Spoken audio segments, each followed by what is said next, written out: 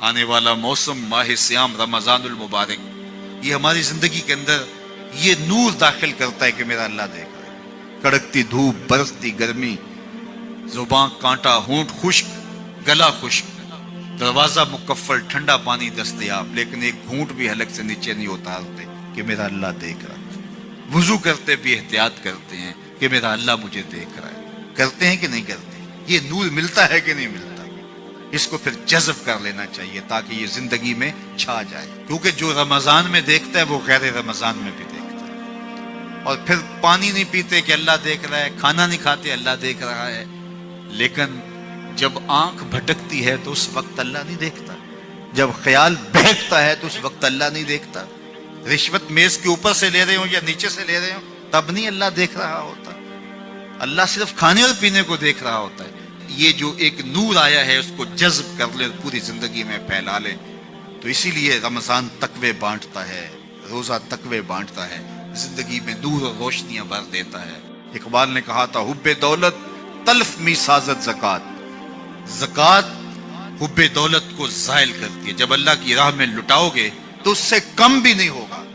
میرے حضور نے 3 چیزیں قسم کر کے کہی، حضرت ابو کبشہ الانماری رضی اللہ تعالیٰ عنہ سے مروی ہے۔ میرے حضور نے ارشاد فرمایا اگر کوئی شخص کسی کو معاف کر دیتا ہے تو اس کی عزت کم نہیں ہوگی، میں محمد اللہ کی قسم اٹھاتا ہوں۔ دوسری بات میرے حضور نے فرمائی کہ جو شخص مانگنے لگ جاتا ہے، سوال کا دروازہ کھول لیتا ہے، اللہ اس کے لیے محتاجی کا دروازہ کھول دیتا ہے، اس کی کبھی کمی پوری نہیں ہوتی۔ اور تیسری بات میرے حضور نے قسم کر کے کہی ما نقص مال عبد من صدقہ، کہا میں اللہ کی قسم اٹھا کے کہتا ہوں کہ صدقے سے مال کم نہیں ہوتا، صدقے سے مال گھٹتا نہیں ہے۔ تو ایک تو مال بھی نہیں گھٹے گا، یہ ضمانت کس کی ہے؟ میری نہیں ہے، یہ رسول اللہ کی ضمانت ہے۔ ایک تو مال بھی کم نہیں ہوگا، اور دوسرا یہ ہے کہ حب دولت ختم ہوگی۔ حب دولت تلف می سازت زکات، یہ ماہ سیام آ رہا ہے تو زکات سے حب دولت کو کم کیجئے، بلکہ صدقات دیجئے، نفلی صدقات کیجئے، غرباء کی مدد کیجئے، مساکین کی مدد کیجئے، اپنے غریب محتاج رشتہ داروں پہ غور کیجئے، ان کی مدد کیجئے، اپنی ہمسائیگی میں دیکھیے، پردے سے مدد کیجئے، ان کی عزت نفس بھی مجروح نہ ہو۔ یہ جو نمائش لگا کے 10 اخباروں میں چھپوا کے لوگوں کی مدد کرتے ہیں، اس سے گریز کیجئے۔ کبھی سوچیں کہ اگر آج کسی کی بیٹی لائن میں کھڑی ہے تو کل اگر یہ مرحلہ میری بیٹی کے لیے آ جائے تو پھر میرا مزاج کیا ہوگا۔ تو عزت نفس کا خیال رکھیے، لوگوں کی غربت کا تماشا نہ اڑائیے، اور لوگوں کی جو ہے وہ محتاجی کو اپنی تسکین کا ذریعہ نہ بنائیے۔ یہ تو اللہ نے تمہیں دیا اور انہیں نہیں دیا، اور وہ آزمائش کی گھڑی میں کھڑے ہیں، تم ان کے ساتھ کھڑے ہو جاؤ۔ تو لوگوں کی مدد کیجئے، دکھیوں کے کام آئیے، مساجد کی جو ہے وہ تعمیر کیجئے، مدارس دینیا کے ساتھ وابستہ رہیے، اور لوگوں کی فلاح کے لیے، بہتری کے لیے کام کیجئے۔ اللہ نے آپ کو دیا ہے، یہ مال یہاں رہ جانا ہے۔ میرے حضور نے فرمایا ابن آدم کہتا ہے میرا مال میرا مال، اس کا مال وہ ہے جو اس نے کھایا یا پہنا اور پرانا کر دیا یا آگے بھیج دیا، باقی اس کا نہیں ہے، وہ وارثوں کا ہے۔ مرتے ہی ورثہ بن جائے گا، مرتے ہی ترکہ بن جائے گا۔ کفن بھی میلا نہیں ہونے دیں گے کہ بعض اولادیں تو بانٹ لیتی۔ اللہ اکبر، وہ گھر جو ان کے لیے بنایا تھا، ایک رات بھی تجھے اس گھر میں رکھنے کے لیے تیار نہیں ہوں گے۔ آج تیرا نام چھن گیا، آج کوئی یہ نہیں کہتا کہ پیچھے اس امام کے اور حاضر اس چودھری صاحب کے، حاضر اس میت کے۔ آج تو ڈیڈ باڈی بن گیا، آج تو میت بن گیا۔ آج خان صاحب، ملک صاحب، چودھری صاحب، پیر صاحب، مفتی صاحب، تیرے سارے ٹائٹل چھین لیے گئے۔ آج پیچھے اس امام کے اور دعا واسطے حاضر اس میت کے، آج تو میت بن گیا۔ آج تیرا لباس بھی پھاڑ کے اتارا ہے، آج تیرے انگوٹھے باندھ دیے گئے ہیں، ناک میں روئی ٹھونس دی گئی ہے۔ آج تو غسال کے رحم و کرم پہ ہیں، وہ تجھے ادھر الٹ دے یا ادھر پلٹ دے، اب تیرے پاس کوئی اختیار ہی باقی نہیں رہا۔ میاں صاحب بولے جاندی واری ڈرونا بنے ہو تے ہاتھ نہ لاندے ڈرتے۔ آج اولاد بھی دور ہے، پوتے اور پوتیاں بھی ڈرتی ہیں۔ جاندی واری ڈرونا بنے ہو تے ہاتھ نہ لاندے ڈر دے، जिन्ना लई तू पाप कमाए आज किथे नहीं तेरे घर दे। आज सारे चले गए, तो आज अपने हाथ से अपनी जिंदगी को संवारने के अमल की तरफ बढ़ें और राह खुदा में खर्च करें, दुखियों, मजबूरों और लाचारों के काम आएं। अल्लाह आपकी मदद करेगा और हुब्बे दुनिया कम होगी।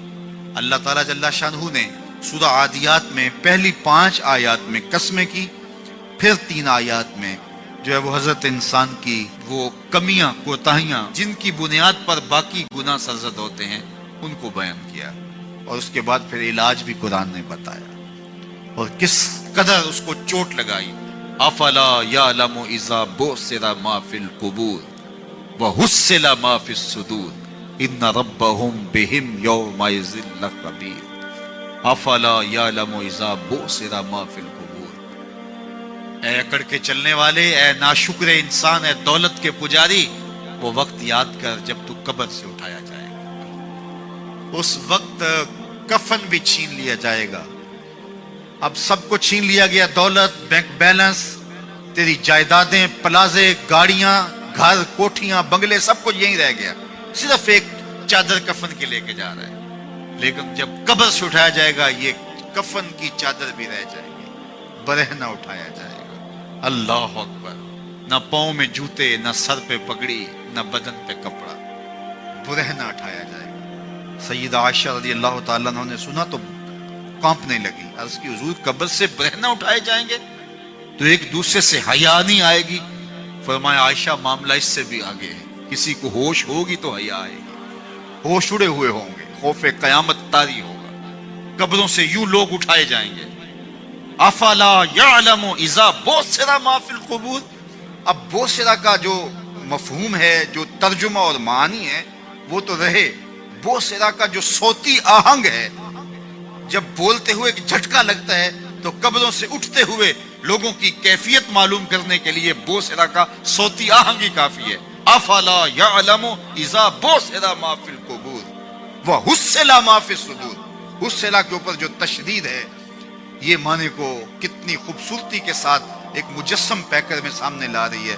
अल्लाह फरमाता फिर वो वक्त आएगा जो सीने में होगा वो तश्तज़बाम हो जाएगा। आज आप मुझे नेक समझते हैं, मैं आपको अच्छा समझता हूं, लेकिन मेरे सीने के अंदर क्या चल रहा है ये आपको नहीं पता। ये मैं तकरीर चहक चहक के कर रहा हूं, इसके पीछे क्या है?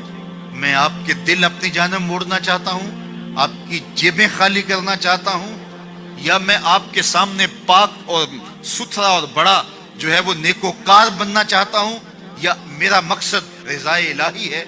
ये मुझे पता है, आपको नहीं पता। आप कहां हैं, कहां खड़े हैं, मैं आपको अच्छा समझता हूं, लेकिन आपको पता है कि हम कहां खड़े हैं। लेकिन क़यामत के दिन ये सारी चीजें सामने आ जाती। वह हुस्सिला मा फिस सुदूर, और सूरा अत-तारिक में फरमाया यौम तुबला सराइर फमा लहू मिन कुव्वतिन वला नासिर।